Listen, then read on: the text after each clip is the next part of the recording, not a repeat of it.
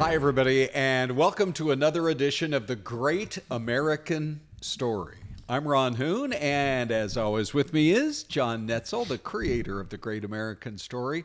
This time we are going to share with you, John, and our audience, one of the great stories of the bravery of one particular crew.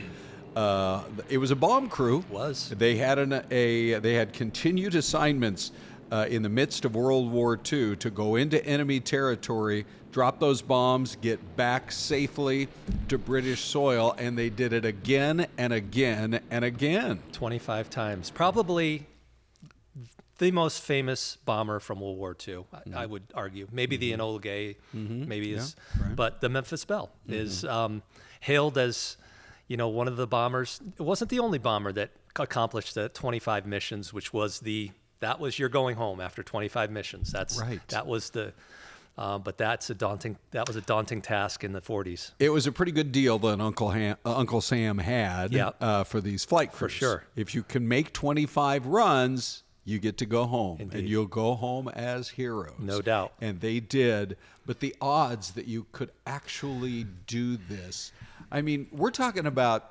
the kind of the height of the powers of the German war machine when they were having to fly in.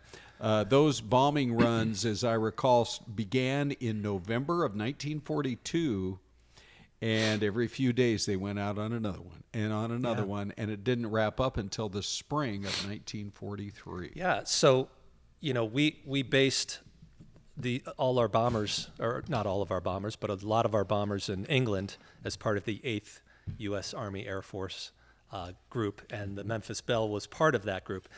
You might have heard of the Bloody 100th, and we'll do a show on that. But the casualties on these missions and on these bombing groups was astronomical. I read anywhere 75 to 77% casualty rates. The odds of you completing 25 missions was really against you if you were a bomber flying out of England. Part of this was the U.S. was starting daytime raids on Germany, on Nazi Germany. Yeah. And early on, when the Memphis Belle was making these flights, we didn't have fighter escorts. Right. So that made it even more daunting because you had no defense other than the guns that were mounted in the bomber themselves and the close formations that these bombers would fly in. But we lost an enormous number of airmen, bombers, during this period of time, and we're talking the 42 to 43 primarily in that time when a lot of these bombing runs were made, deep into the heart of Nazi Germany. Sure, that's where the targets were. They were. So brave guys, and there's a lot to go through on this, and unfortunately we can only kind of chip away at it. But I think, there's a documentary that was made about the Memphis Belle, and we're going to play some stuff from it during our episode here. But it really dives into the bravery of these guys and what they were faced, against as they would go on these bombing runs. Sure. And and almost as if to highlight the danger that these crews faced on an every sortie experience. There was one photographer who was killed. There was. As a result, I believe, of Mr. Tenenbaum. Yeah. Right? Yeah, that's going to be our trivia question, actually. Oh, you're jumping ahead. And that's good. Is it? Okay. Yeah, but I mean, See? We'll absolutely get to, that's how dangerous it was. Yes. But, please. Right. So we'll talk a little bit. In fact, we're going to, throughout this episode, we're going to take you through this incredible documentary. If this was written as a book, it would be a page turner. No doubt. You couldn't walk away from. But this is real footage from the real theater of war. And so, John, where do you want to start? Yeah, let's take a look real quick at, this is the crew getting ready for their 25th flight. Okay. They actually captured this, and this is Captain Robert Morgan preparing his crew and what the crew goes through, and just imagine the psychological toll going on here and what goes through these guys' heads. Sure. This truly was the greatest generation, Ron. Yes. I mean, when you look and you dive into what went on. Yep. Real quick before we go to this clip, the Memphis Belle, their squadron, they I have a number here. Mm-hmm. The 90. We're all looking through our notes here because we all have. I think we have a lot of the similar notes. But yeah, good point. The 91st, which they were part of, out of Bassingbourn, England. Mm-hmm. There were 340 missions flown during the course of the war from that squadron. They had 197 aircraft losses out of 340 missions. Let's see. It's crazy. Let's take a look at this clip. These are the passengers with one-way tickets. And this is the crew of the Memphis Belle, 324th Squadron, 91st Heavy Bombardment Group. Just one plane and one crew in one squadron, in one group, of one wing, of one Air Force, out of 15 United States Army Air Forces. Well, fellas, we've never had an easy ride over there yet, and today won't be any different. No escort except unfriendly. So keep your eyes peeled. Don't get excited and yell when you're talking on the intercom. Save your ammunition and make your shots count. And let me know what goes on back there, Quinlan. Yes, sir. Stay on the ball, gang, and she'll bring us back like she's always done. Okay? Let's go.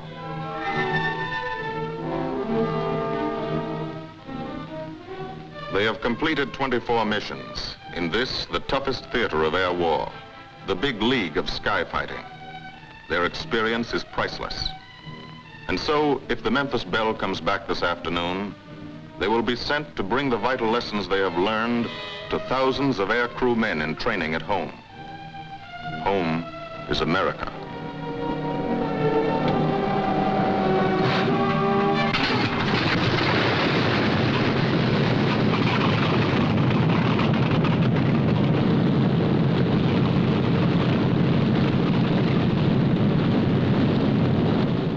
And so once they get airborne, and this airbase, by the way, is way north of London. Mm-hmm. It's in an area that would have been, I think, difficult for the enemy to reach. You'd have to literally go across London. Correct. And so once they get airborne and they hit 10,000 feet, these are not pressurized aircraft. This is not like climbing on board a 737 nowadays and everything's pressurized. Freezing cold. You have got to get the very cold. Yeah. You got to get your mask on at 10,000 feet or you'll be in real trouble. Yeah, these guys were fearless. I mean, they're wearing heavy-duty leather. Some of it was heated. Mm-hmm. I actually read that Captain Morgan said it didn't get cold in the cockpit and that he could have sweat through it all anyway because of the pressure that was going on. Yeah. But part of this documentary shows that climb and how they climbed to 25,000 feet. They're ceiling 25,000 feet and made their way over Nazi Germany and what that was like. And this is really captivating stuff. I want to go to this clip and take a look. Higher and higher, climbing to reach your best operational altitude, 25,000 feet, 5 miles straight up. So high you can't be seen from the ground with the naked eye. So high that after 1 minute without oxygen you lose consciousness. After 20 minutes, you're dead.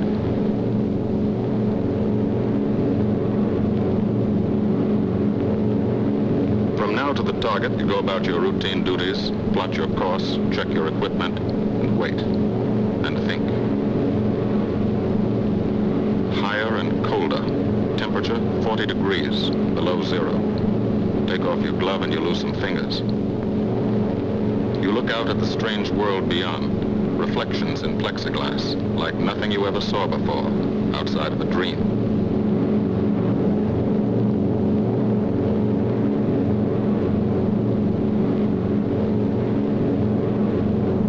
Higher and higher into the lifeless stratosphere, until the exhaust of the engines mixing with the cold, thin air condenses and streams the heavens with vapor trails.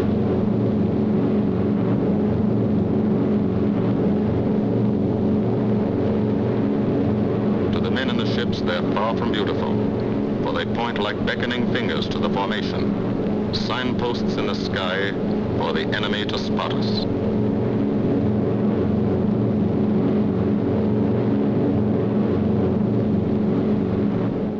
So it's interesting because they know they have a target, and early on in this documentary, they bring out the chalkboard, and they're just literally assigning, okay, so you three guys in this group, you three guys in that group, and they're calling out the names of the men who are the chief pilots of each one of these aircraft.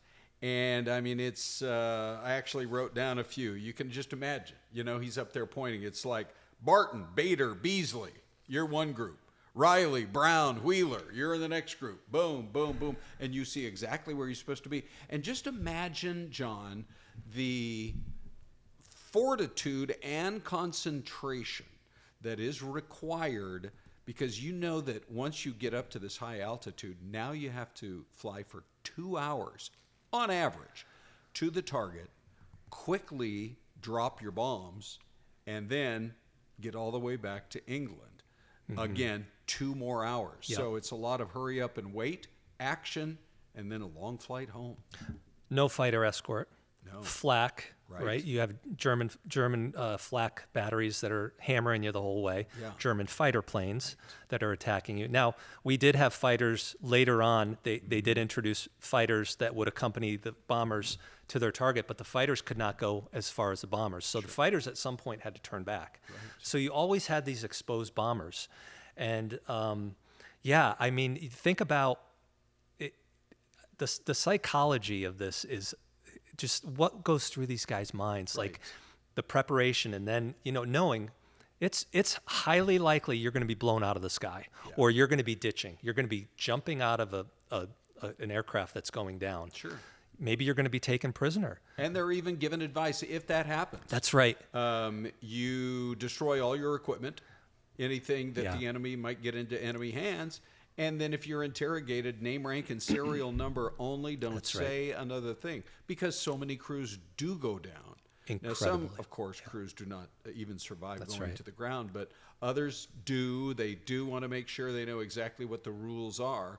And in the next half now, we'll take you deeper into enemy territory. But John, question time. Incredibly dangerous for everybody, including the filmmaker or the photographer. Here's our question. The famous documentary film about the Memphis Belle was directed by William Wyler. While filming, his camera operator, Harold Tannenbaum, was tragically killed.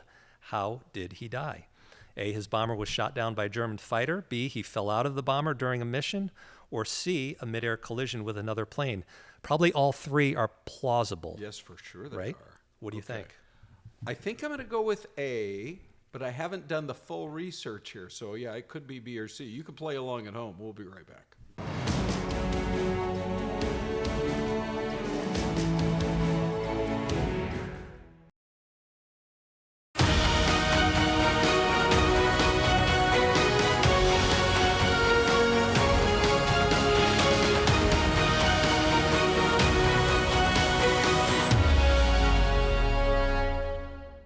Welcome back to The Great American Story.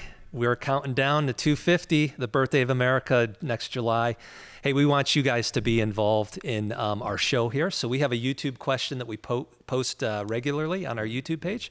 Go ahead and go to that website that we're putting up on the screen right now, and have fun with it. Answer. How's it looking so far, John? We're getting a lot of responses. It's great. We're having I'm trying to put out pretty, not provocative, but maybe engagement-oriented questions. Thank you. Well put. Good. Yeah. So check that out, everybody. It's fun. We're gonna have some cool questions out there. John. Then let's go right to today's question. I had said he was shot down by a German fighter, but I don't know for sure if that's correct.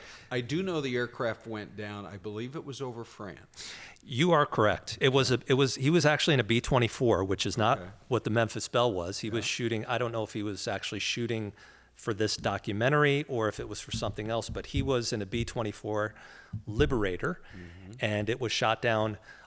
There's differing accounts. Some say he got out, but his his parachute didn't open or something, or But yeah, his plane was shot down. That's how dangerous it was. That's right. And he was actually a World War I veteran. He was a lieutenant. Huh. Wow. So go figure. Okay. I mean, but that's how dangerous it was. And this is kind of cool.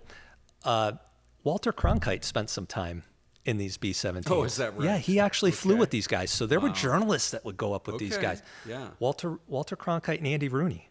Wow. These guys actually flew with the 8th Air Force. You know, I interviewed Cronkite once. Yeah. He came out here. They did their annual Cronkite luncheon here in Phoenix, where we taped the show. Yeah. Through Arizona State, the Walter Cronkite School of Journalism. Got a chance to interview him. One of the highlights of my career.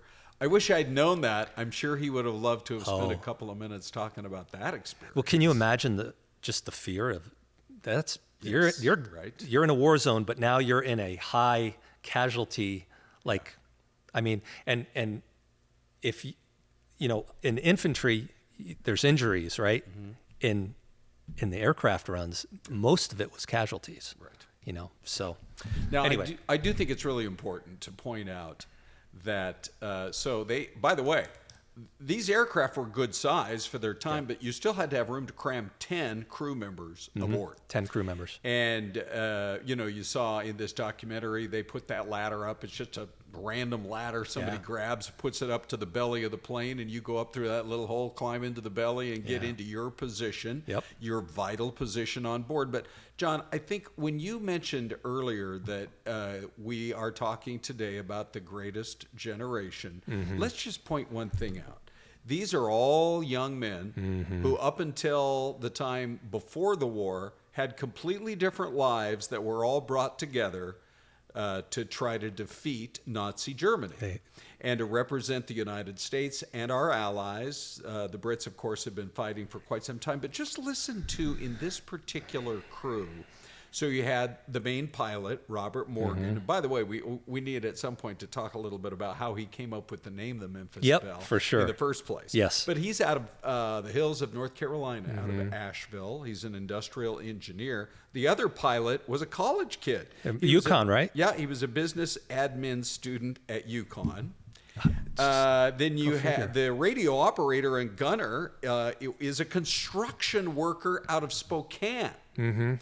Some of the other crew members, you had a guy who was a washing machine repairman from Detroit, an employee at a carpet company in Yonkers, New York, a chemistry student from Ohio. Wow. I mean, it was such a collection.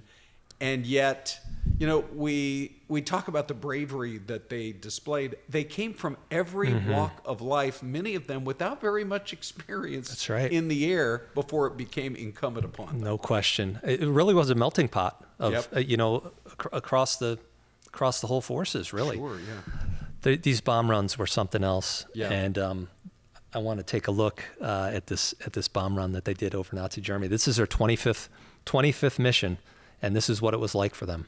Now the enemy knows the path of your approach and walls that path with a flak barrage. But you fly right through it. Flak so thick you can get out and walk on it.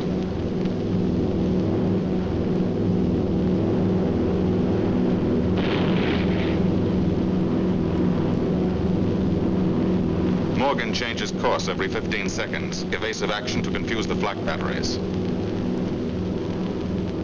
Bomb sights set for correct altitude and speed. Bomb bay doors open. The bombing run begins. Pilot to bombardier. Okay, Vin, you've got it. Now Evans flies the Memphis Belle, controlling it through the bomb sight. And now we are most vulnerable. Committed to our bombing run, we can't dodge flak or fighters. Here's the first.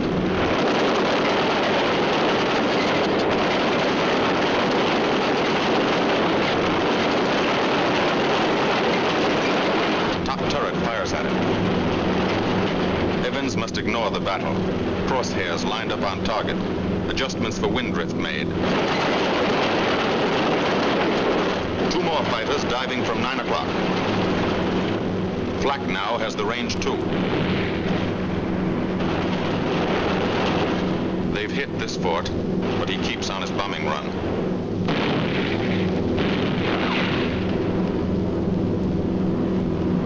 As lead bombardier, Evans's aim must be good. Every other ship in the group will drop its bombs when he drops his. Now one pointer on the bomb site moves toward another stationary pointer. The instant they touch, bombs will release.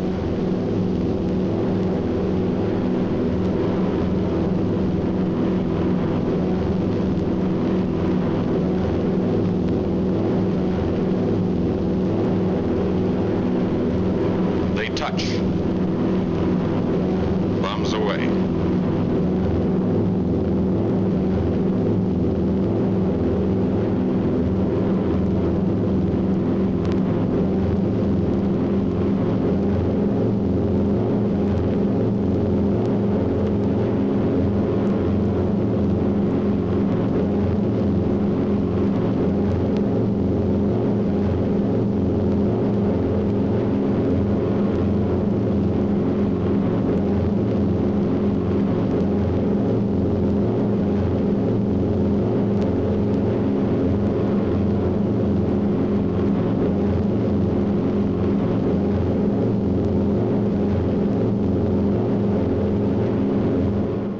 Okay, getting more intense by the minute. Really, and one of the inventions we didn't really talk about, and we don't really have a lot of time to talk about, was the Norden bomb sight that was invented. It was this technological advancement in bombing that really helped us target or hit our targets a lot better.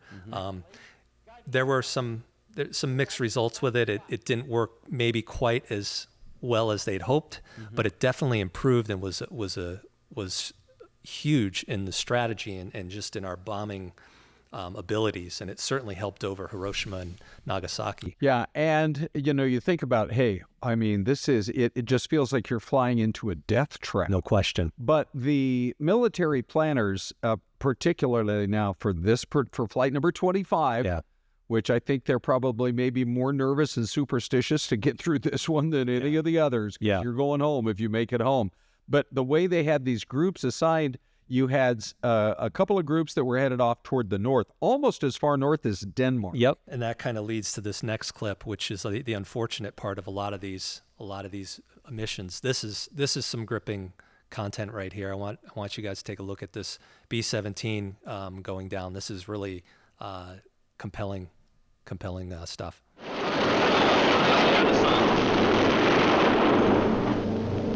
B-17 out of control at 3 o'clock.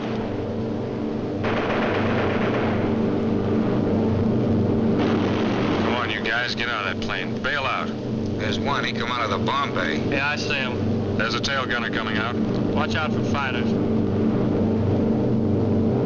Keep your eye on him, Bill. See any parachutes, Quinlan? 2 parachutes open. Flag at 9 o'clock.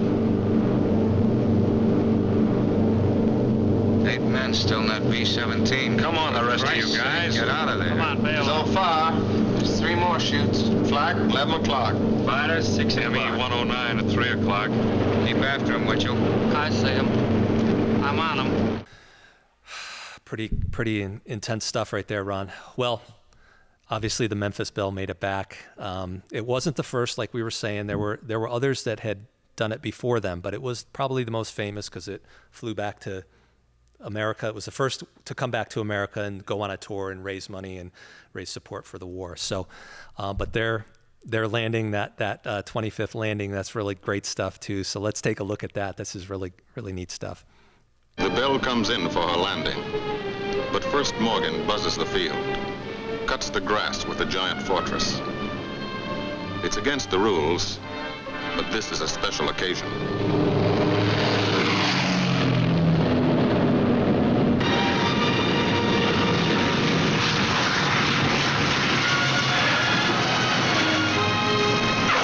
The wheels of the Memphis Belle come back to the soil of England for the 25th time.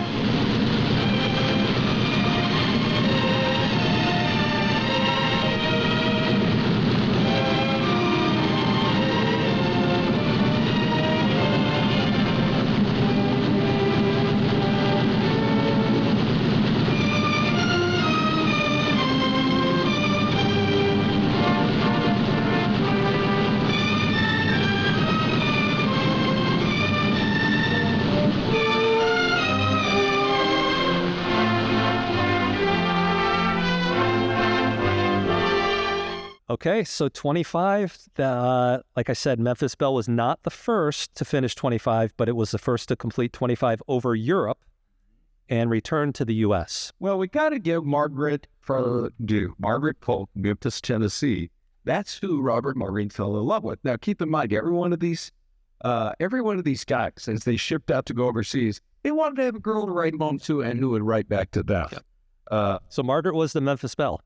Memphis Belle. He got to make that decision. They painted supposedly a kind of a version of Betty Grape on the phone from an Esquire magazine. Yeah.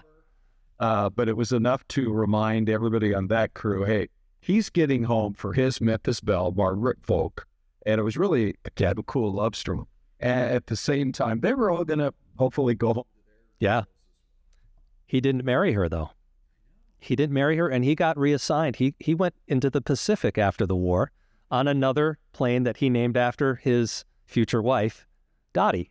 So he went on the Dauntless Dottie. So, And they're interesting. She never, I think, she carried the plane. Maybe so. Wow. And with that, we wrap up yet another great American story.